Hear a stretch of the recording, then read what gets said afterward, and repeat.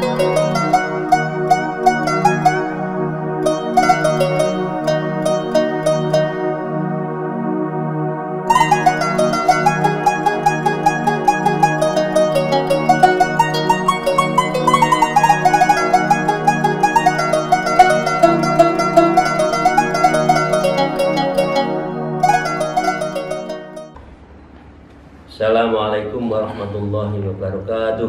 Waalaikumsalam. Bismillah, alhamdulillah, wassalatu wassalamu ala rasulillah wa ala alihi washabihi wa mawalah. La hawla wa la quwata illa billah. A'udzu billahi minasyaitonir rajim. Bismillahirrahmanirrahim. Ya ayyuhalladzina amanu taqullaha wa kunu ma'as shadiqin. Amma ba'd. Bapak Ibu sekalian, para salikin jamaah, para kolega saya, mari kita meneruskan ngaji kita Husfuriyah di pagi hari ini dengan bersyukur alhamdulillahirabbil alamin ala kulli halin wa ni'matin, dan bersalawat Allahumma shalli ala sayyidina Muhammad wa ala alihi washabihi. Hari ini kita masih melanjutkan hikayat dari hadis ke-36, amalan yang bagus. Di antaranya setelah sholat boleh pada maghrib, boleh pada subuh, boleh semuanya.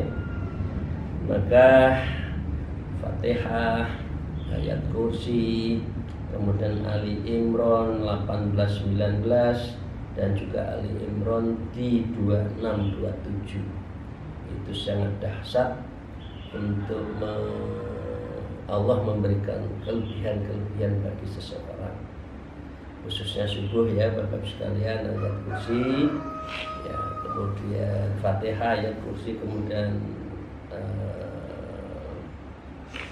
18, 19, Ali Imran dan 26. Di antaranya bunyinya kulillahu malikal mulki tu'til mulka man tasha wa tu'ti man tasha, dan seterusnya. Nah, hikayatnya dengan amalan seperti itulah seorang Nauf bisa mengislamkan seorang menteri, dan ini kita akan teruskan. Nah, seorang menteri lapor kepada rajanya, dan rajanya kudanya sedang mati. Nah, karena itu beliau akan terpengaruh oleh menterinya itu. Mari kita lanjutkan. Wa qala al-mu'allif fil hikayah hadhil kitab qala Syekh intalik ilal malik fahbabu inna indi sayfan yakul. Maka orang tua tadi Nauf namanya, setelah ditanya apakah mau membantu kepada guru saya, raja saya yang kuda yang paling disayanginya itu mati, maka berangkatlah Anda kepada raja Anda dan bilang saya mau untuk menolong. In ata'anil malik fima aqulu uhibi birdaunahu. Jika rajamu mau, maka dengan demikian syarat agar insya Allah saya bisa membantunya itu agar dia mengikuti kepada saya, maka saya akan menghidupkan kuda itu, kira-kira itu. Fantolaka rajulun masruron ilal malik, maka pergilah sang menteri tadi kepada raja. Kemudian beliau mengatakan, ya raja, in indi dhaifan qad ra'aitu minhu ajaib. Saya memiliki seorang tamu yang sangat ajaib, yang sangat luar biasa. Wa akhbaru kisatu alamu, dan seorang menteri itu mengabarkan kepada sang raja tentang kisah-kisah tadi. Anaknya kemudian main selalu menang, kira-kira gitu. Kemudian akhirnya yang sang menteri tadi adalah masuk Islam kan. Wa qala yaqulu in ata'atil malik fima aqulu akhi birdaunahu bi'nillah ta'ala. Tapi Bapak Raja ingat, kalau nanti mau membantu sang raja mengikuti apa yang dikatakan oleh tamu saya tadi, Nauf. Wa qala innal malik muti'un ilaika yadu. Kemudian raja mengatakan, iya deh, karena itu panggil lagi ke sini, panggil aja tamu Anda ke rumah saya. Nah, falamma khadara 'inda babul malik, ketika sang Nauf tadi masuk ke pintunya rumahnya sang raja, yadkhulu darul malik qala bismillah. Begitu masuk ke rumahnya dengan membaca bismillah, falam baika fi darul malik syaitan, maka syaitannya yang ada di raja itu juga lari tunggang langgang. Falamma dakhalal malik, maka ketika dia masuk ke rumahnya, ayyuhas syekh balaghi anta tuhil mauta, wahai orang tua Nauf, apakah engkau mau menghidupkan kuda saya? Dan saya mendengarkan katanya kamu bisa. Fa ahyi birdauni hadza, maka hidupkanlah kuda itu, sang milikku itu yang sangat saya sukai. Kira-kira gitu. Oke. Wala Syekh, kemudian Syekh mengatakan, coba Anda atau tani fima aqulu uhyi birdaunika bidnillah. Ikuti saya ya. Insya Allah saya akan mampu untuk menolong dan menghidupkan kuda saya itu dengan izin Allah. Kemudian raja mengatakan, sam'an wa ta'atan murbiman sita, ya saya akan mendengarkan dan mematuhi dengan apa yang engkau katakan. Faqala Syekh hal aka aulad, apakah engkau punya anak wahai raja? Ada. Panggillah. Faqala ud'u fa hadara, maka pergilah dua orang itu dan dihadirkan, yaitu ibunya dan kedua orang tuanya. Fata'u fastama'u kulluhum, lalu raja memanggil mereka dan mereka berkumpul. Fa akhadha Syekh ihda qawaihi mil arba, lalu orang itu memegang salah satu dari 4 kuda tersebut. Ya. Faqala la ilaha illallah. Ini kan Allah la ilaha illa huwal hayyul qayyum kan? Ayat kursi kan? Ya. Maka fataharrakal udhul ladzi akhadha Syekh, bergeraklah sebagian tubuh dari kuda tadi yang dipegang oleh sang Nauf, sang raja dan kedua istri dan anaknya itu. Kemudian faqala lil malik mur abaka, faqala lil malik mur abaka wa amrataka ayyahudha kullu wahidin udwan wa ta'khudhu anta aidan udhu minhu. Lalu orang tua itu berkata, wahai raja, suruhlah anak, ayah, istri tadi, anak agar masing-masing memegang satu anggota tubuh juga, dan harus memegang juga satu anggota tubuh yang lain. Tadi masih bergerak-gerak. Fa'akhadha thalatha arjulun birdauni, lalu memeganglah 3 kaki kuda penggila tersebut. Jadi kuda yang disayangi dipegang oleh 3 titik. Ya. Kemudian faqala Syekh ayyul malik kul la ilaha illallah, wahai raja, wahai orang tuanya, wahai istrinya, wahai anaknya. Kemudian ayo membaca la ilaha illallah. Kemudian faqala la ilaha illallah, maka semuanya itu memegang, yang memegang tadi ikut membaca la ilaha illallah. Fatakhadal udhal ladzi biyadih, maka bergeraklah anggota tubuh tadi yang ada di tangan raja. Tangan raja kan memegang tadi. Kemudian senang dia setelah dipegang bergerak-gerak. Faqala li abi kul anta aidan, wahai bapak, wahai istrinya dan anaknya, kemudian orang tuanya, ya, kemudian ikut menyegang. Faqala tahramu fi ayadihi, tsumma qala li amri quli anta aidan ucapkanlah bapak ibu anaknya juga membaca la ilaha illallah. Faqalat taharrakal udwa alladzi kana fi yadiha, lalu istri raja mengucapkan yang sama, kemudian tergeraklah kakinya. Yang terakhir, wa baqiya jasadu faqala syekh murqau maka ayyakula jami'an, dan masih belum bergerak seluruhnya, hanya kakinya. Maka orang tua tadi, Kiai Nauf, ya, perintahkan rakyat Anda agar juga mengucapkan la ilaha illallah. Faqalu la ilaha illallah, maka diperintahkan rakyatnya semuanya, wahai rakyat saya, ikuti sang Nauf, karena kuda saya ini akan dihidupkan. Karena itu saya minta seluruh rakyat saya membaca la ilaha illallah. Faqamal firdaunu bi'nillah ta'ala wa nafadul nasiyatuhu, maka berdirilah dan berlarilah penghela atau kuda tadi seizin Allah, dan kuda itu mengibas-ibaskan jambulnya, kepalanya, sambil mengangguk-anggukkan di hadapan raja. Fata'ajjabu min dalika wa aslamu jami'an, maka keheranan itu menyelimuti seluruh hati raja dan keluarga intinya dan seluruh rakyatnya.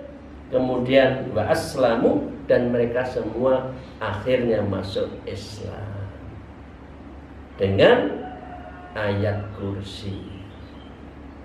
Jadi dengan demikian ayat kursi itu dahsyat. Ini ada yang dari Jember enggak? Saya punya guru ya di Jember, di Pondok Jambuan namanya. Amalannya ayat kursi, tapi ada riyadhahnya, dan sesuatu keajaiban selalu datang. Misalkan pernah saya saya sampaikan kepada ibu bapak sekalian, kalau malam-malam ganjil di bulan Ramadan selalu ada keajaiban. Setelah kita semua jamaah satu masjid mengamalkan itu, entah ada susu yang mengucur di tembok, ada lagi kurma yang masih basah, yang masih ada getahnya, yang baru saja kayaknya dipetik dari tanah suci sana, kemudian kita nikmati bersama. Amalannya ayat kursi. Jadi ayat kursi itu luar biasa. Bapak sekalian, jangan cepat, jangan lepas dari ayat kursi. Minimal sehari 50 kali. Ayat kursi, sholawat nariyah itu minimal 50 kali. Itu ya Bapak sekalian, itu keajaiban dari surat suratul Fatihah, ayat kursi, Ali Imran 18-19 dan Ali Imran ayat 26-27. Demikian, terima kasih, mengakhiri dari hadis ke-36. Al-hadis sabi wa talatun, sedangkan hadis yang ke-37 adalah an Abi Hurairah radhiyallahu an qala Rasulullah sallallahu alaihi wasallam, telah diriwayatkan oleh Sayyidina Abu Hurairah, telah bersabda Rasulullah sallallahu alaihi wasallam, idza jalasa ahadukum fi majlisin fala yabrahna hatta yaqulu thalatha marah. Apabila duduk seseorang di dalam sebuah majlis apa saja, ya, termasuk pengajian kita, termasuk rapat, maka sungguh janganlah ia meninggalkan majlis itu kecuali mengucapkan doa 3 kali. Apa itu? Subhanakallahumma bihamdika asyhadu alla ilaha illa anta ighfirli wa tub alayya. Wahai Maha Suci Engkau ya Allah, saya memujimu, saya bersaksi bahwa tidak ada Tuhan kecuali Engkau, dan ampunilah segala sesuatunya. In kana fi majlisi khairan kana qattabi'i alaihi, jika majlis ini adalah berisi penuh kebaikan, maka keberadaan saya di majelis ini semoga menjadi stempel atau cap kebaikan buat saya di yaumil akhir. Wa in kana fi majlisil lafun kana kafaratul lima kana fi dzalikal majlis. Kalau majlis ini kurang bermanfaat dan sia-sia, maka keberadaan ucapan tadi doa saya semoga sebagai penebus dari kesia-siaan yang terjadi di dalam majlis. Ini doa di dalam sebuah majelis. Nah, Bapak Ibu sekalian, ceritanya begini. Dengan apa? Dengan hadis tadi. Qala Abu Yazid Al-Bustami rahimallahu alaihi yauman min ayyamin najisi rabbah. Pada satu tertentu Syekh Yazid Al-Bustami, Syekh Yazid Bustami itu adalah sanad ke-7 atau ke-8 insyaallah Thariqah Naqsabandiyah. Fataba qalbuhu wa raqqa fuadu wa tara'u aqluhu ilal arsy. Maka saat tertentu dia tertidur selintas melayang-layang di arsy. Kemudian dalam arsnya itu dia mengatakan, oh ini tempat Rasulullah. Faqala fi nafsi hadzal maqam Muhammad sayyidi mursalin alaihi wasallam. Nah, ini tempatnya Rasulullah, nah. Tempat untuk berdoanya, berzikirnya, kira-kira kan gitu. Semoga saja asa ayyakuna jaran lahu fil jannah. Semoga saya nanti bertetangga dengan Rasulullah di yaumil akhir. Ya. Maka dengan demikian, falamma afaqa nudiya fi sirih, ketika dia tersadar, malah ada suara hatif, suara lembut mengatakan di dalam dirinya, inna abda fulana sah imam fi baldatin kadza yakunu kharoka jaroka fil jannah. Wahai Yazid, suara itu lembut, nanti ada seorang budaknya syekh, seorang imam di sebuah masjid, tempatnya di sini, di kota ini, di negara ini. Nanti itu yang akan menjadi apa? Yang akan menjadi tetanggamu di surga. Falamma afaqa dzabata fi talbi hatta yara wajhah, maka ketika tersadar beliau mengatakan, ya saya akan cari di mana rumah syekh tersebut di kota tersebut, dan saya akan cari kira-kira tempatnya adalah farsah mi'atan farsah al-karon, kira-kira 550 kilo dari sini, kira-kira ya Semarang lebih dikit lah ya, Jakarta Semarang, cari. Kemudian sampailah beliau ke rumah tersebut dan mengatakan kepada Syekh, faqalu limadza tas'alu 'anil fasik syaribil khamr. Ketemu, dan akhirnya seorang budaknya tadi, bekas budaknya itu dikatakan begini, Abu Yazid, engkau itu adalah imam, engkau itu mursyid, engkau itu adalah orang yang mulia. Mengapa engkau mencari seorang yang fasik, yang pekerjaannya peminum arak? Wa anta rajulun fi wajhika simamin sholihin, sedangkan engkau wajahnya sholih, wajahnya penuh asrar, ya, hatinya bagus, wajahnya itu asrar, bersinar. Kok mencari orang seperti itu? Nah, kemudian Yazid mulai ragu, ini gimana? Jangan-jangan ini suara setan, karena minas setan. Lalu mereka, Imam Yazid Bustami, ayyarji'ila watani thumma tafakkar. Kemudian saya tercetus berbuah pikir, enggaklah, saya cari dah budak tersebut. Laung peminum kok, laung dia pekerjaannya apa? Merusak akal. Nah, saya datang ke sini adalah untuk cari orang baik.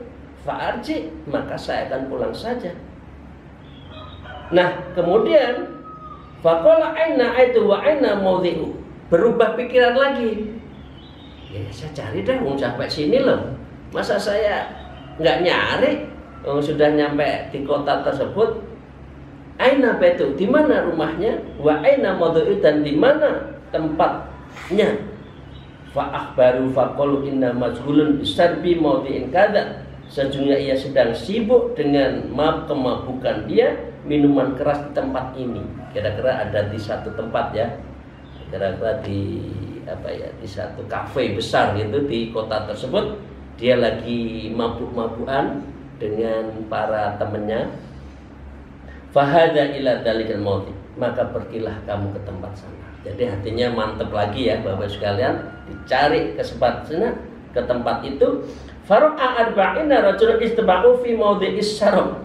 Ada 40 orang lagi minum minuman ya, lagi mabuk-mabuk, yang di tengahnya itu ada dia. Ada budak tadi. Yasrabul khamru wal 'abdu jalisan bainahum. Semua mabuk ya, dan sedang diduduk di budak tadi duduk di tengahnya. Falamma ra'a hadhil halata raja'a Aisyah, lalu tatkala melihat kondisi itu tadi, Syekh Yazid putus asa. Gimana ya Allah, saya kok diuji, ada apa ini, suruh nyari orang ini, tapi kok minum-minuman dan sebagainya, ada apa? Fanadal abdu wa qala ya ayyuhal Yazid ya Syekh muslimin lima lam tadkhulidda. Wahai Yazid, engkau adalah pemimpin umat Islam, mengapa cari saya? Dan ini tempatnya adalah tempat saya bersama orang-orang untuk minuman keras, kok kamu datang ke saya? Tuh. Cita ilaina min makani ba'id wa ta'ib wal masyaqqah lital bijari jarikal jannah. Anda datang kepada kami dari tempat yang sangat jauh, dari payah untuk mencari tetangga Anda di surga ya. Nah, kok tahu? Kok tahu si orang tadi, orang yang suka minuman keras tadi, kok tahu bahwa Anda sedang mencari seseorang yang akan menjadi tetangganya di surga? Lalu Anda menemukannya, namun Anda mau pulang begitu cepat dengan tanpa mengucapkan salam dan tanpa berbicara untuk menjumpai tetanggamu. Nah, kamu tadi kok putus asa, ini lo tetanggamu. Nah, Yazid bingung. Fatahayyara Abu Yazid wa ta'ajjab. Takjub dengan orang itu, kok tahu? Benar tak? Nah, tidak. Ya kira-kira benar tak? Nggak bahaya tak? Kira-kira benar tak? Nah, itu akhirnya qala Abu Yazid fi nafsi hadza sirrun kaifa arrafahu hadza. Ini adalah rahasia Allah, maka apapun bagaimana Allah Maha mengetahui sir, dan saya diperlakukan diketahui itu. Maka wahai Syekh, jangan Anda berpikir, jangan Anda merasa heran. Loh, kok tahu lagi? Ketika bingung, enggak usah bingung.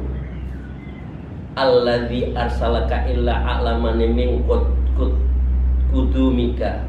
Zat yang telah mengirim Anda kepada saya telah memberitahu saya tentang kedatangan Anda.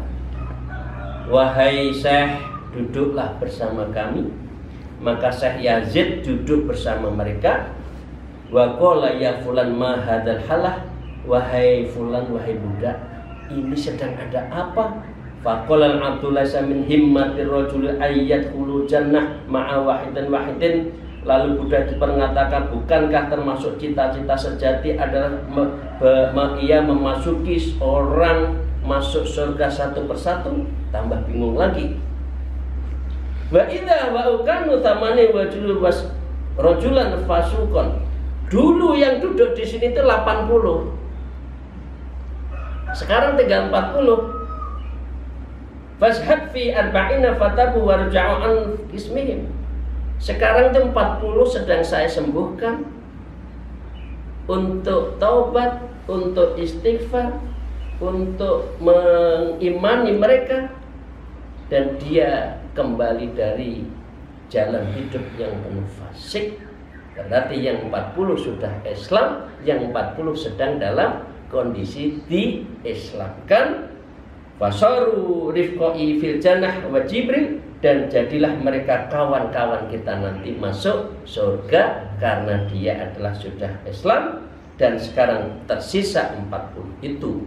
Fa'alaika an tastahida fihim wa tamna'ahum an hadhil halati li ajli qudumik, maka mesti bagi Anda untuk berjuang menghadapi mereka dan mencegah mereka dari kondisi yang semula, karena begitulah tujuan kedatangan Anda.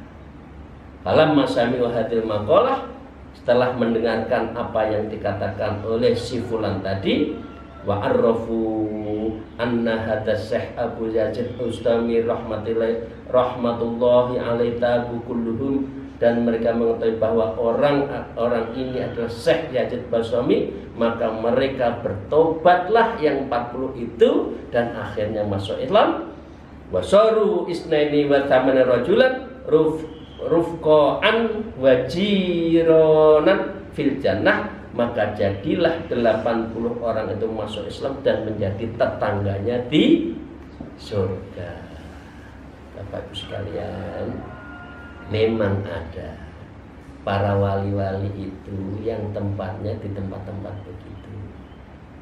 Bapak Ibu sekalian, masih ingat Gusmi ya, Kiai Hamim Zahjuli Ploso? Beliau tempatnya adalah di Hotel Elmi Surabaya. Pasiennya itu adalah orang yang mabuk-mabuk tengah malam, kemudian mau makan, disadarkan, akhirnya masuk Islam. Jadi dengan demikian jangan suudzon terhadap perilaku wali yang memang tujuannya yang amanahnya itu diberikan untuk mengislamkan dari orang-orang yang hidup di dalam kubangan seperti itu. Salah satunya sekarang ya kita dengar kan, Gus Miftah yang di Jogja juga seperti itu, dakwahnya di tempat-tempat seperti itu. Jadi dengan demikian Bapak sekalian, inilah hikmah yang ke hadis ke-37 yang menerangkan bahwa seseorang itu diberi tugas untuk berdakwah khususnya di tempat-tempat itu dan kita tidak boleh sebut. Demikian, terima kasih. Semoga hikmah ini menjadi pelajaran kita bahwa kita harus tetap berdakwah dimanapun berada, siapapun orangnya, dalam keadaan apapun kita tetap berdakwah. Kalam alfumingkum wallahul muwaffiq ila aqwamit thoriq. Wassalamualaikum warahmatullahi wabarakatuh.